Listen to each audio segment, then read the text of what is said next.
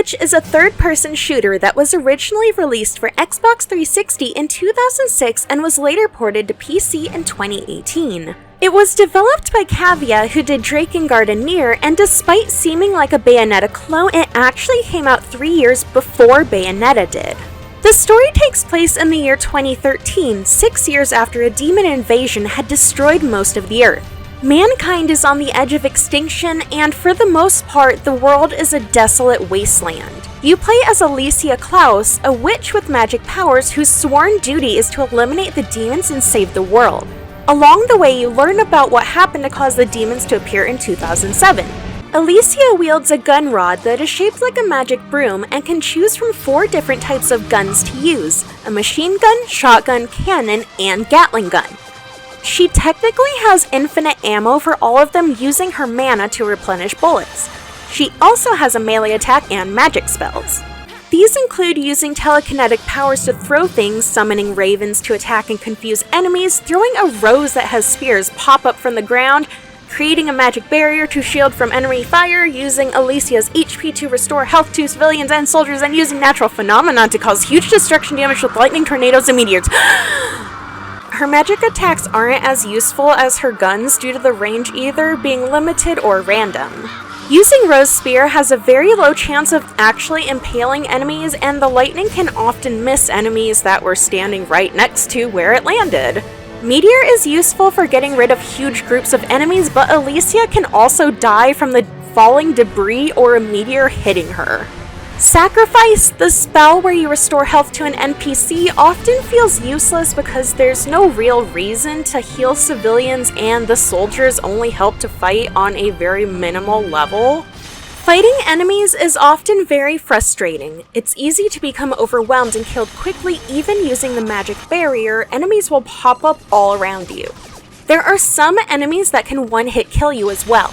Snipers automatically kill you if they target you, and they're usually in a big open space with nowhere to hide for cover. Enemies with telekinetic powers can also one-hit kill you with debris or cars. The checkpoints aren't as often as I would like, and it was frustrating to constantly start over and have to fight difficult enemies over and over again. The bosses aren't too hard to fight, but it was very easy to miss an attack just barely and have to restart from the beginning. I actually didn't die at all when I fought the final boss, but I did die multiple times to a previous boss. The levels are extremely big and empty, with a lot of sections being blocked off by walls, and some need to be unlocked by killing certain enemies. It's often not very clear where you need to go or where that enemy is, so it's easy to get lost. Every level is unique though, and has a vastly different environment. You start out in the suburbs, make your way to a crumbling city, go underground to a subway station, an airport, a huge field with an abandoned village, and a creepy forest.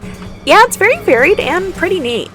There aren't a ton of different enemies, about a handful, and the NPCs all pretty much look the same. General civilians and soldiers. The music is okay, but sometimes it's completely quiet in an area and it seems out of place. The English voice acting is also not great. The graphics and UI are very dated as well, and it just feels a lot like a PS2 game. You know it too. The demons are increasing every day. Unless we stop them, humanity will be wiped out. You're probably wondering why I haven't talked about the story yet, and that's because it's a pretty weak story. There isn't a lot of explanation for what's going on, or why it's going on, or who anyone is. It was kind of predictable towards the 5th stage, and even though they tried to make the story engaging and interesting, it fell flat. It had an interesting concept, but the execution was poor. I really didn't care about anyone, and I still don't know much about Alicia. I have no idea who the darkness guiding her was, or what was the deal with the final boss. Who is he? I don't know. There was also an awkward romantic scene with Alicia and one of the named soldiers that was just... Stay well now. I don't think of you as a witch anymore. No, I think of you as a beautiful woman, and I'll never forget you. Yeah. There are a few differences between the Xbox 360 and PC versions, mainly that the PC version has almost everything that the Japanese one had to offer originally.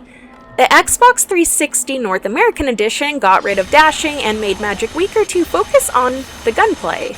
Having the ability to dash makes the game so much less tedious since Alicia doesn't run very fast and the maps are huge. I didn't realize it was available when I first started playing it on PC, but it helped me want to finish the game completely once I did. The American Xbox 360 version had extra missions and costumes as paid DLC, whereas the Japanese version had everything, which was also included in the PC version.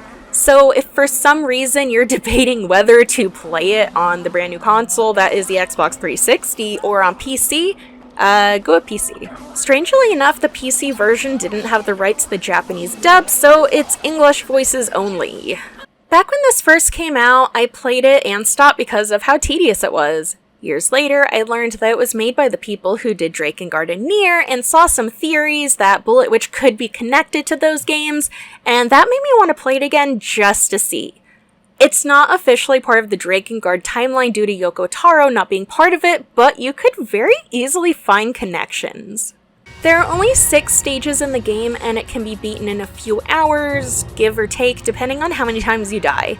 You get points after completing a stage and can use those to upgrade your powers and guns, but oftentimes the stages are just too long and aggravating to want to replay. The DLC missions are not any better. They take place in the same areas, but have a specific task for you to do, such as completing a level without getting hit, or replaying a stage with all spells unlocked.